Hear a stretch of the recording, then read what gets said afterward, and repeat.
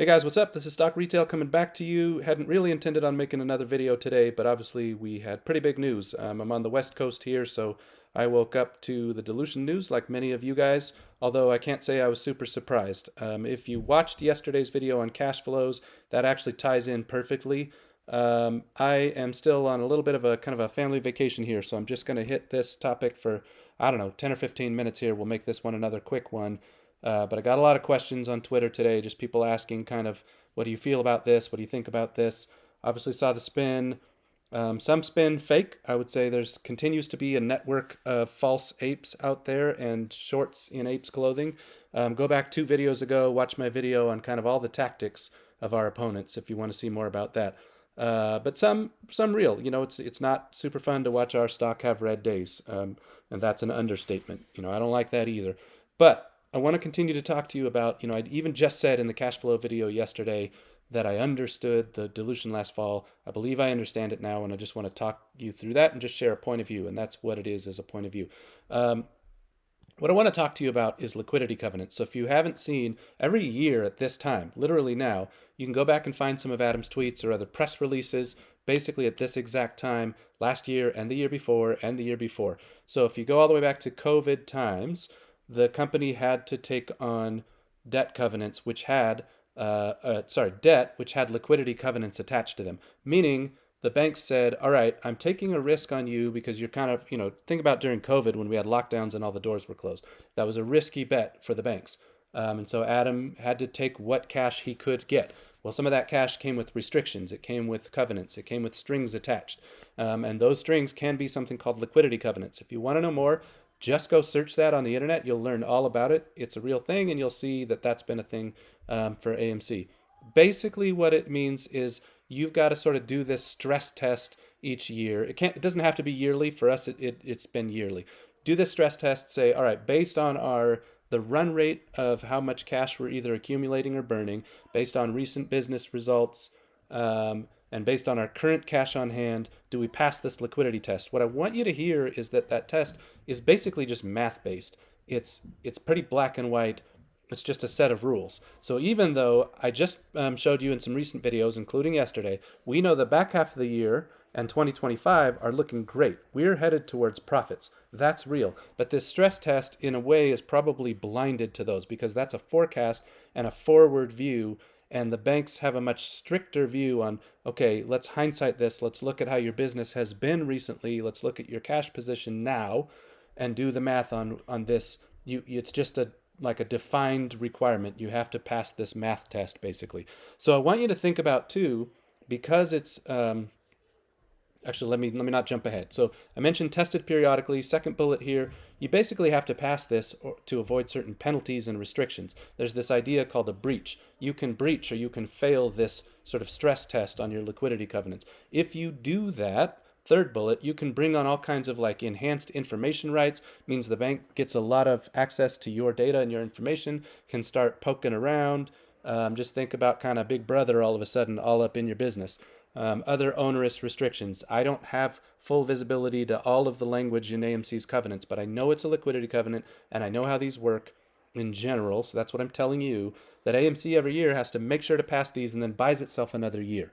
In this case, I truly believe this will be the last time because, I keep saying if you followed me for a little bit, then my forecasts have been very, very accurate to the point of even beating Wall Street's forecasts. And I have gotten correct quarter in, quarter out. And I do believe on the back half of this year, we have profits coming, and then into 2025 and just kind of onward from there that we have profits. So I'm not concerned about the forward view, but two things can be true. I can see this wonderful future coming, and it's like almost here. I really want you to watch yesterday's video to understand that a little more.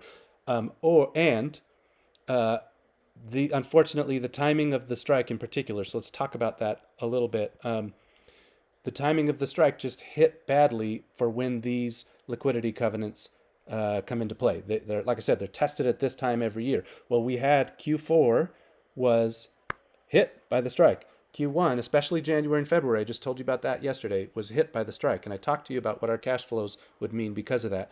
Well, then you do this stress test. And so Adam looks and he says, all right, I'm not letting us go down. I'm not letting us fail this stress test. So I need more cash. And so that's what's happened. I don't love it any more than you do, but I also see the wisdom of it, and I continue to understand it from a business perspective. If you're new here, I got a lot of recent kind of newer followers. I have 2 master's degrees in business. I can understand what he's doing, even if I wish something was better. He can't manage on wish. He has to manage on reality. And so he's guiding us well through reality, and I appreciate him for that. Just think through to AMC really has 3 purposes for cash, right? So if we're diluting and we're bringing in this cash, there's 3 things. One is, like I said, we've got to pass this liquidity test, this liquidity covenant. It comes every year at this time. I'd like to think this is the last time, we have any real question on this, and that's why he's brought it in to make sure we're going to pass. I would actually personally maybe connect that to the bank meeting last week as well.